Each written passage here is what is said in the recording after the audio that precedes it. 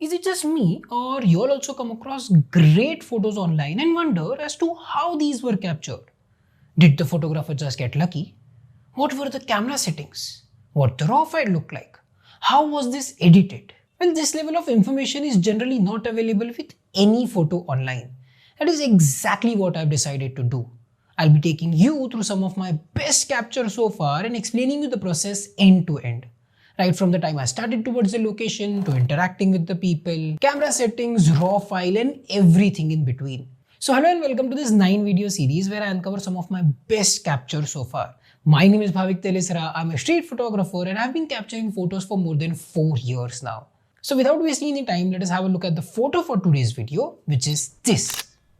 I've named this photo the stereotype and you'll understand why once you listen to the story. While I was roaming around on the streets of CST Mumbai getting some random street captures, I came across this old homeless person sitting under a tree. He was constantly staring in a direction and that is what intrigued me. I went up to him and asked him in Hindi like I would usually do, "आपका एक photo ले लूं क्या?" He replied back and asked me a couple of questions. That is what surprised me.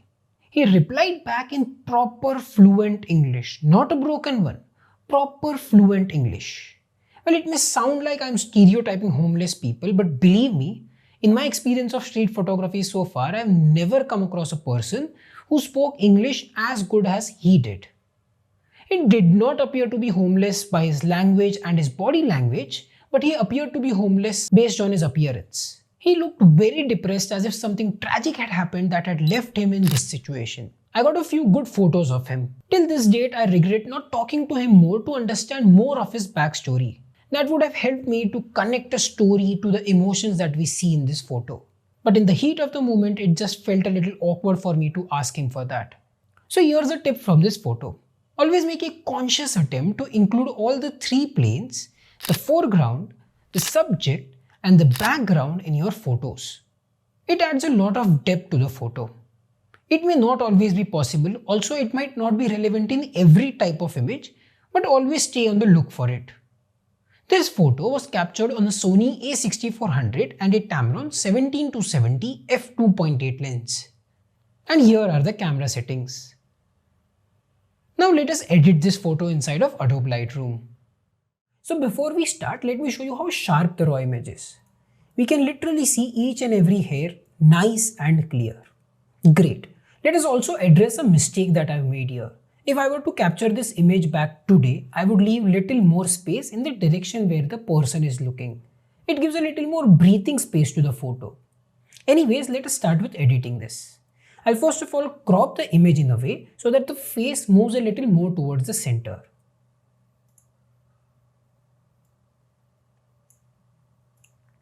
I feel that there is a blue cast on the photo, so I'll try and remove that by adjusting the white balance. You just go up to the white balance slider, click on the eyedropper and click on any area that you feel was white or pure grey when the image was captured. I feel that this area was pure grey, so let us click on it. So Lightroom has adjusted that for us. Moving on to the next steps, I'll mess around with the exposure, highlights and shadows value because the image appears to be a little dark. I generally capture images underexposed because it is easier to get details out from shadows than from highlights.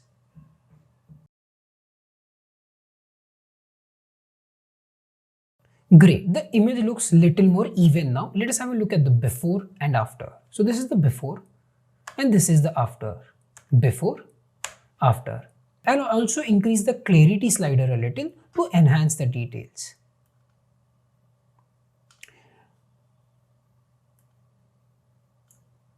Now let us move on to the color grading. There is not much I'll do, I'll just enhance the skin tones a little and that is where we'll stop at color grading.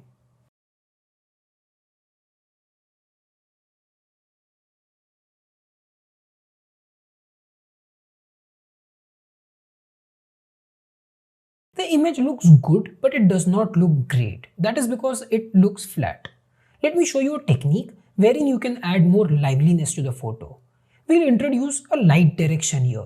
To introduce a light direction, first of all check where the actual light in the image is coming from. So we can clearly see that this region is brighter, which means the light is coming from this diagonal end. Let us enhance it a little more by using a custom brush, selecting that area and increasing the exposure and warmth to make it feel like the sunlight.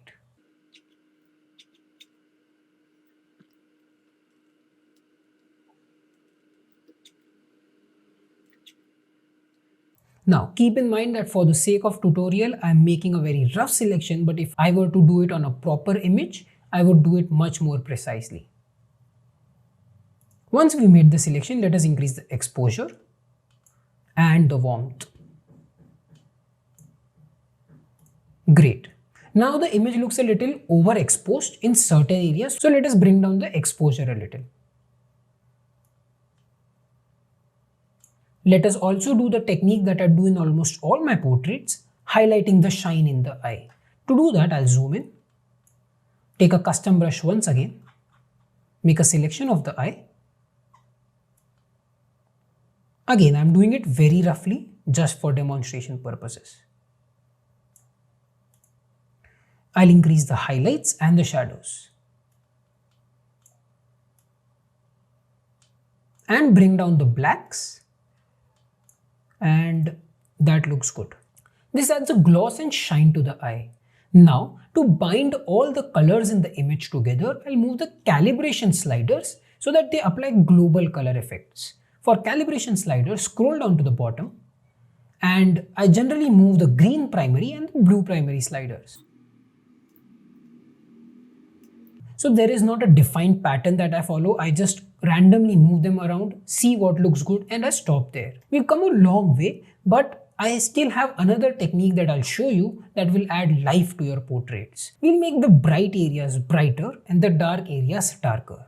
This reinforces how the light was behaving in this scene originally and gives a structure to the photo.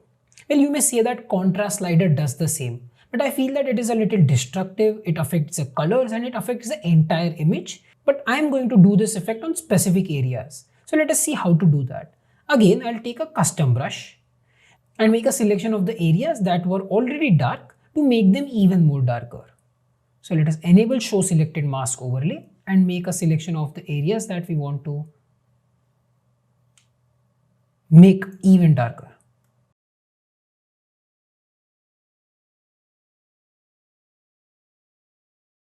Again, I'm making a very rough selection, but I would make it precisely if this were a live photo.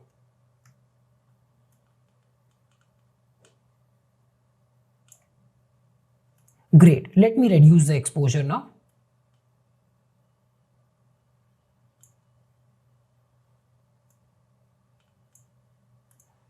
I'll do the same thing and make the bright areas even brighter.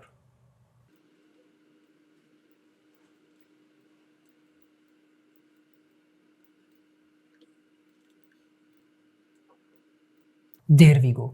The image seems a little too bright. Let us reduce the overall exposure a little.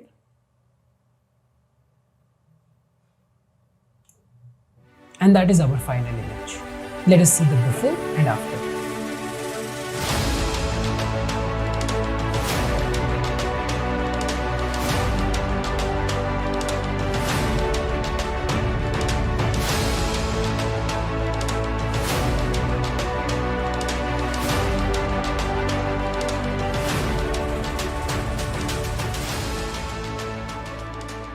So I hope that you enjoyed this format where we casually talk and learn more about photography by looking at actual examples.